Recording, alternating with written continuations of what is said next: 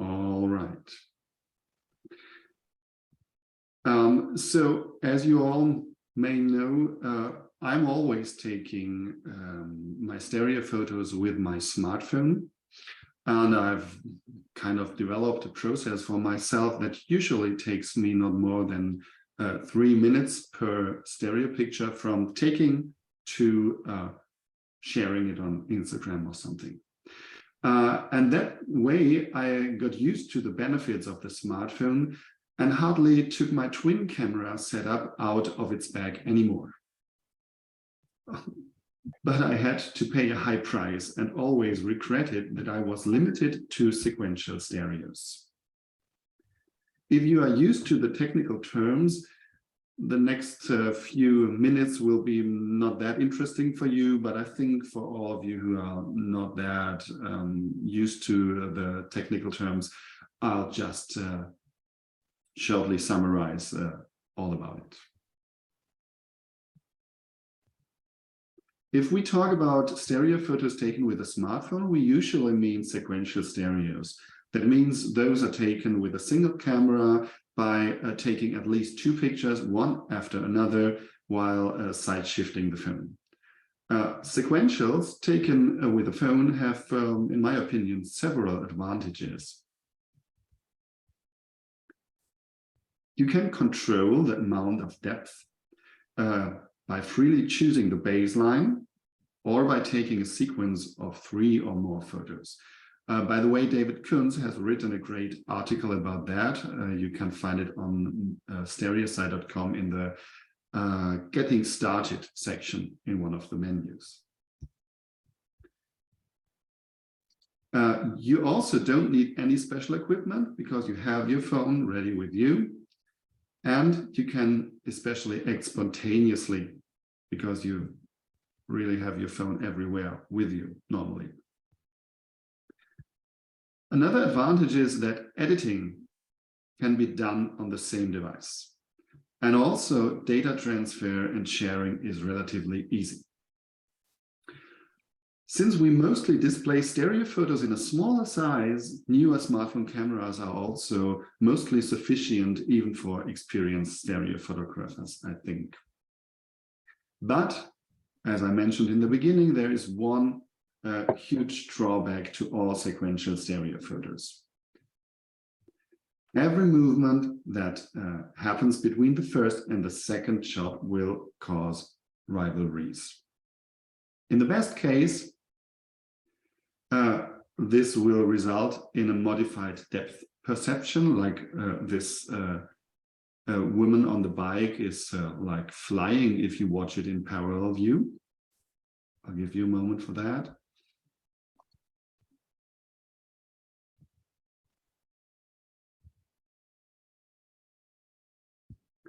But in the worst case, it will look like this and will cause flickering.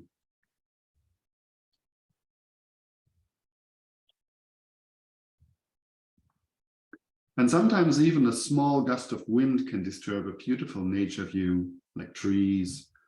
And touristic sites are almost impossible or have to be cropped so that you don't see any people.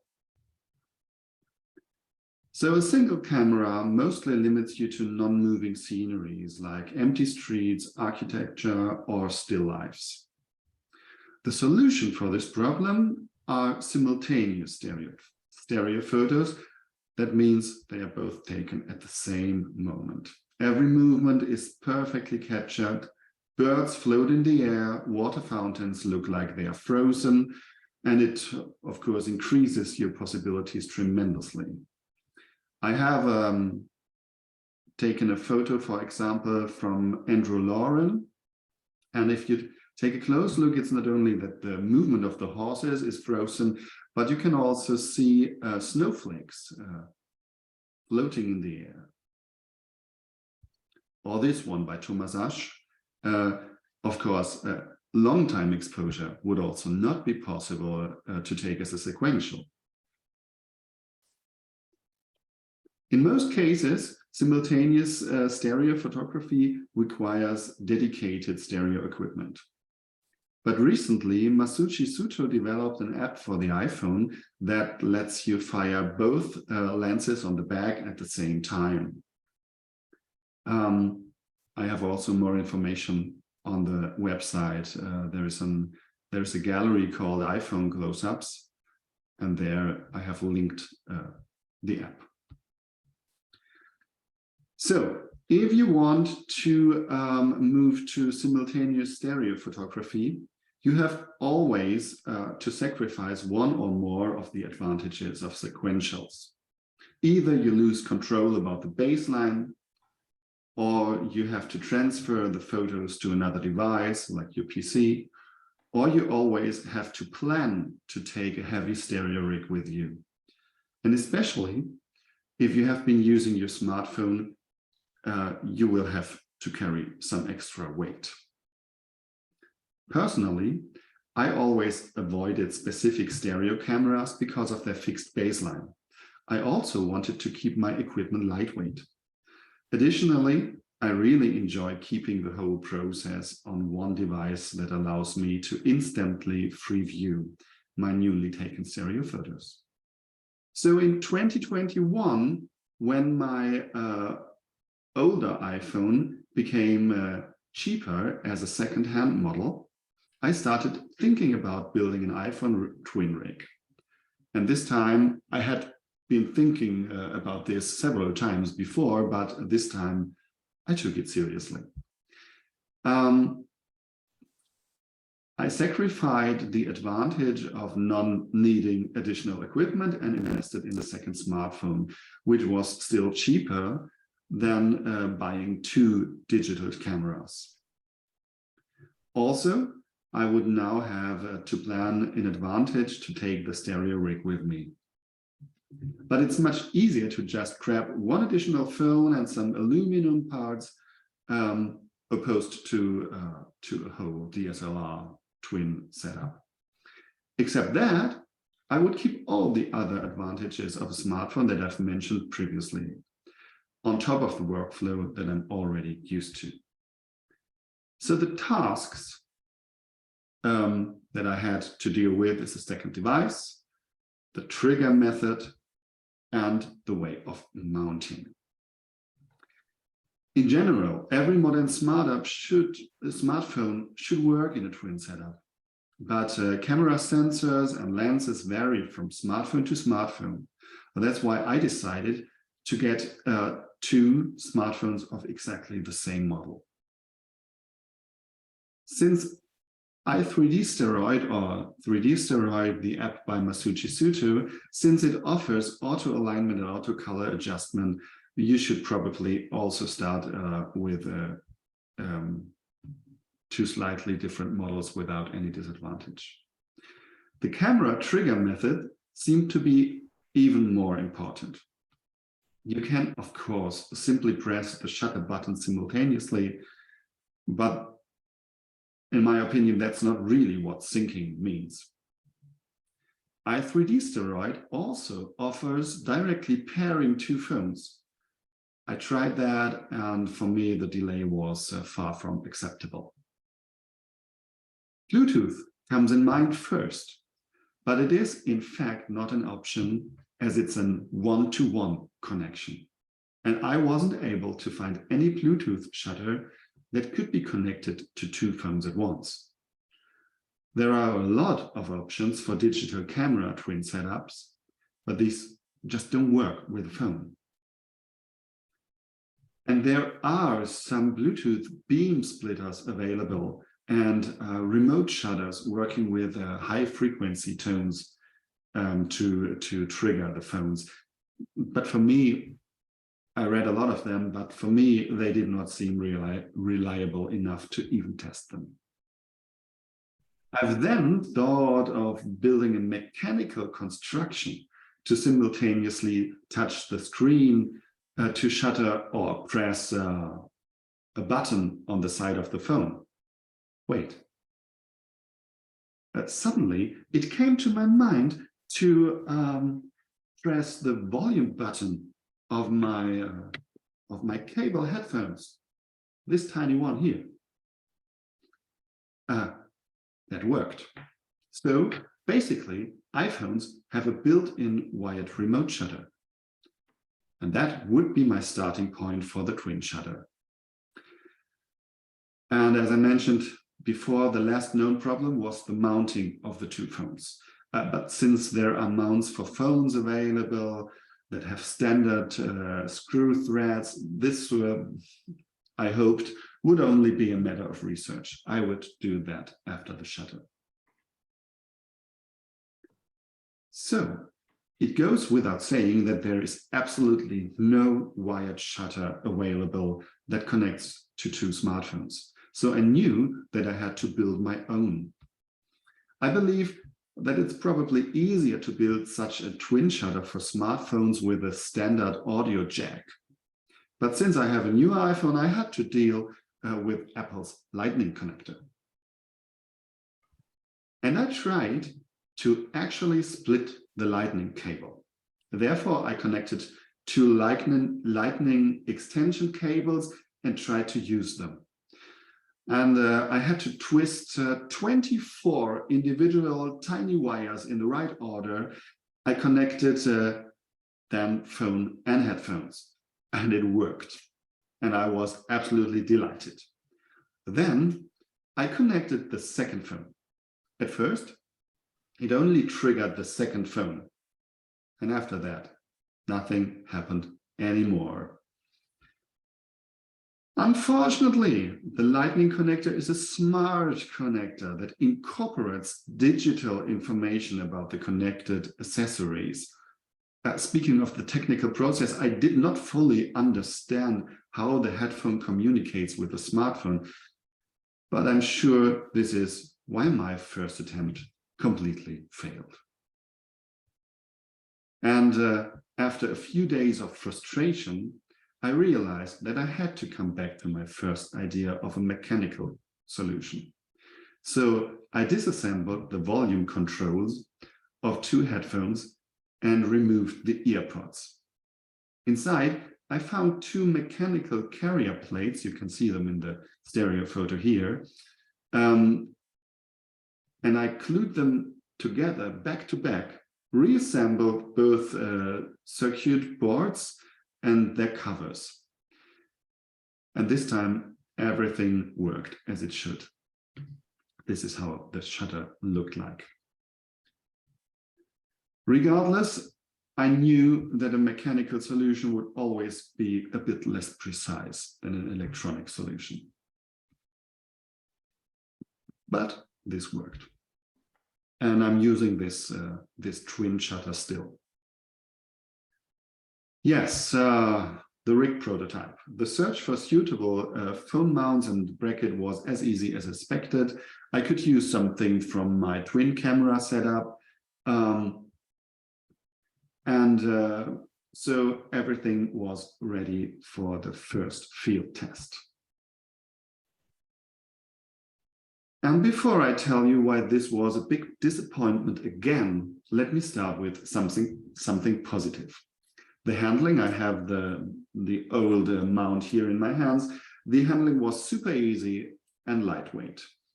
I would quickly adjust the baseline, take a stereo pair. You see, I can quickly move one or two phone mounts here. And yes, it was super easy. And transferring the photos between the two iPhones happened via Apple's AirDrop, and that was also pretty easy. And the stereo pairs were already almost perfectly aligned. Still, i3D Steroid found a little deviation, but the auto alignment was as easy as before. But when it came to movement, it seemed that being perfectly in sync was rather coincidence. So it did not really was a solution for the problems of sequential stereo photos. And I comforted myself because I had spent a lot of money for the second iPhone. I would just have to take, I said to myself, like 10 shots of the same subject to have one perfectly synced. But I already knew that this would not serve as a final solution.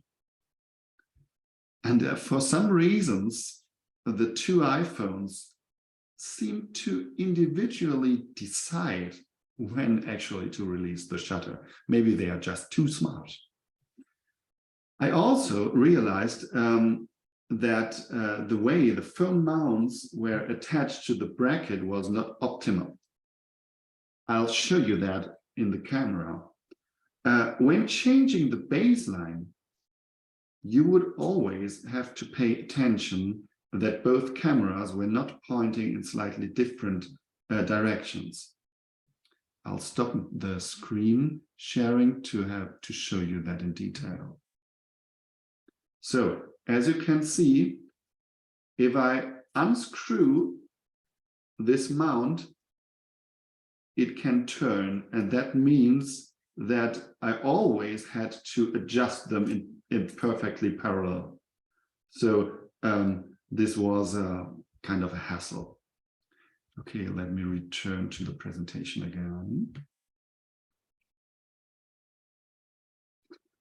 But first, I tried to find out the reason for the back syncing of the cameras.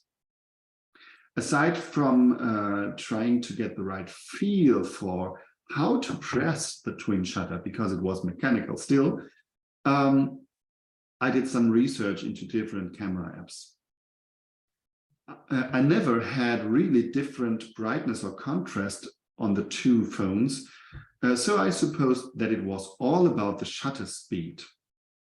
I found quite a lot of apps that let you control the shutter speed actually in detail, but were of course less easy to use. You had to adjust everything in advance, especially that was a hassle when you have to do it twice. And what's more, most of them simply did not support triggering the shutter with volume controls. It was just not coded into the apps. Yes, there was only one app from some Indian developer that provided everything I needed. And so I tried this. It worked a little better, but it was still a hassle. I do not actually remember how I found the simple solution. Probably it was because I just randomly tried every setting. And in the end, it's just an additional step on both phones in the standard camera app. If you tap on the preview window, the camera will adjust brightness and contrast according to the point where you tipped. But if you tip and hold for a second on the iPhone, a yellow label will appear, and this means that the auto exposure and autofocus is locked. But with this, obviously, the shutter speed is locked too. And as a result, the syncing reliability increased dramatically. Still, from time to time, one phone seems to need a little time for whatever reason. As I said before, they are just smart, too smart. But on average, I had a delay of less than 3 milliseconds. In average. That means sometimes I had they perfectly sync to 1 millisecond. And that could definitely compete with my traditional twin rig, on which I used to have 2 Canon cameras in auto mode and a wireless shutter system. So that caused rivalries from time to time when there was quick movement as well. So from now on, the fun began, and I want to show you some of the first photos.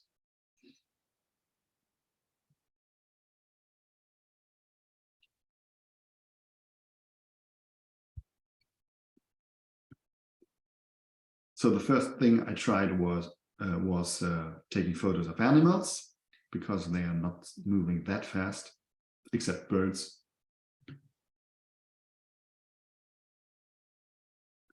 So that was definitely something else than taking sequentials. And selfies became suddenly pretty easy. But as I got more and more used to my rig, my focus on the process of taking a stereo photo had really to change. So this is for all who may think, oh, wow, I have been taking sequentials, now I will do the same thing. You have to really change your focus. Previously, I had always taken a sequence of 3 to 5 photos. That way, I could later choose the best pair based on minimal rivalries and the best baseline, the best depth. Now, I could still take multiple pairs for the best sync, but the baseline was always the same. So if it was wrong, I had too much depth or too less. That means I had to start paying more attention to the baseline in advance. And this is something what would happen to all of you changing from sequentials to simultaneous stereo photos. This resulted in constantly having to change the baseline. And I soon really got tired of unscrewing, moving, adjusting the direction like I showed you before. Yes, and it took me quite a while to think of a proper improvement for my purpose. Once again, in the end, it was all about researching the right pieces and combining them in a specific way. I will also publish an article, and I will just link to the products so that you actually should be able to just buy the same stuff that I found. Oh, okay. This is a note to myself. I should stop screen sharing and show you the final rig. This is it. And as you might see, changing the baseline is now pretty easy. Up to like 40 centimeters. And the best thing is they won't fall out, the phones. They are quite good. This is how it looks from the back. Yeah, and basically that's my new rig. And of course, I just forgot to insert the twin shutter. So this is how it looks like. So basically, if I have a second person available, I can also take out one phone and ask someone else, because of the cables allow me to have a baseline of 1 meter. So that's also suitable for hypers. Okay, back to my presentation. So this is what it needs. So the actual mounts for the smartphones are from bicycle phone mounts. There is one aluminum rail and two, I'm not sure about the translation, mitre bars. So for everyone who is a native English speaker, it seems to be called mitre bars. And I also bought a transparent adhesive film and a tripod mount for binoculars. All of this putting together was more like handicraft, except one step. To connect the binocular tripod, the rectangular one, that allows me to connect the tripod, therefore I had to cut a thread into the center of one of the holes of my rail. So I had to buy myself a special thread cutter, but that worked pretty easy as well. So the new construction now allows me to change the baseline in seconds without having to worry about the alignment of the cameras. And I also got used to the workflow meanwhile.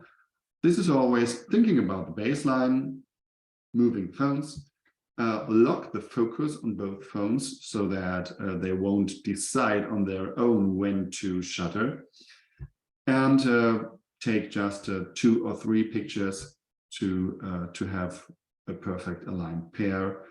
And of course, if something is moving, maybe to have a better composition in the end. And especially when I moved on to really animated photos, a continuous motion like water or quick spontaneous shots, I realized how reliable and efficient this iPhone rig had become. And I'd like to show you some of the photos where I really felt the benefits of this new system for me. So this is one.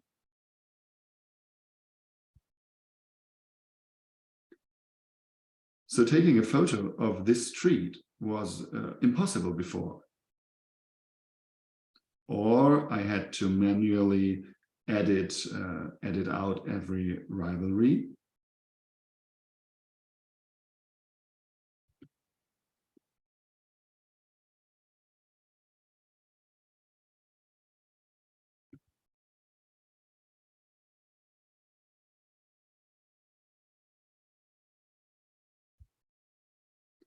This was one of the lucky examples where the syncing was really perfect.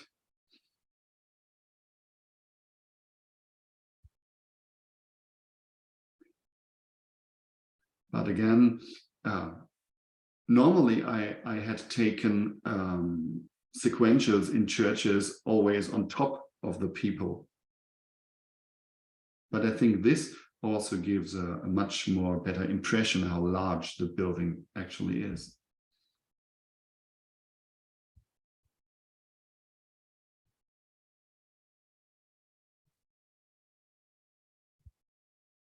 Oh, yes. There are still some problems. I have not yet figured out the best way to trigger the twin shutter. There are series where 30% of the photos are slightly out of sync, and others where 95% are perfectly in sync.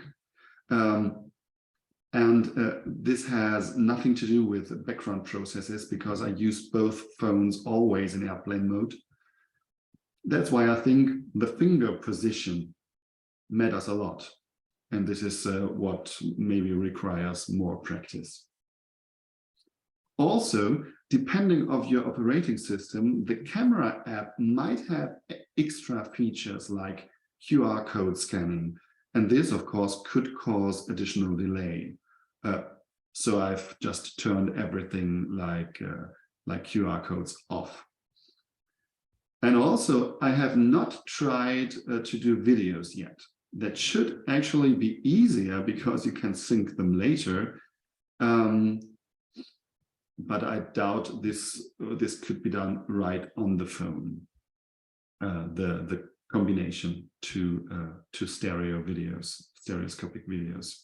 So if anyone has done stereoscopic videos with 2 smartphones and edited them right on the device, please tell me how to do it. And by the way, I had to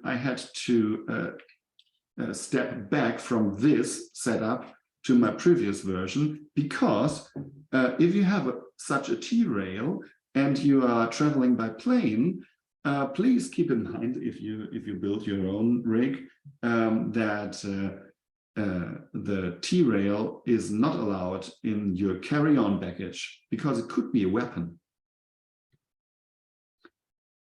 So, even though this challenging project really took me almost a year from first idea to routine, I'm really happy about the results. I do not have to keep asking myself if a situation is calm enough to take a stereo or not. I just do it. I do not have to plan for photo opportunities, charge cameras, and take additional equipment. I just grab a second phone, and the rig. It's so lightweight, I don't have to think twice.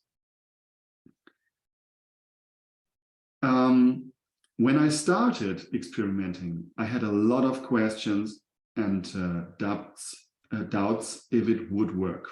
And if you ask me today, I would simply reply, are you willing to pay for a second smartphone? Or do you have one?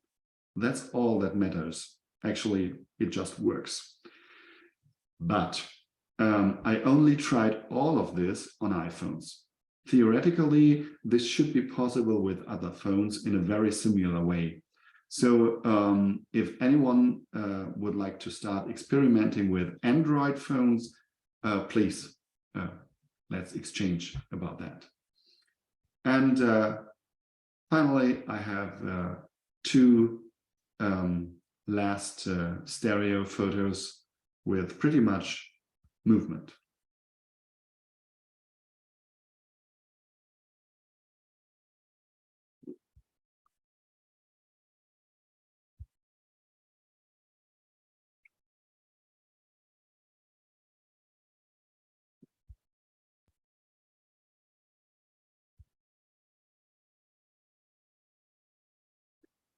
Yes, thank you for listening, and I'm open for questions.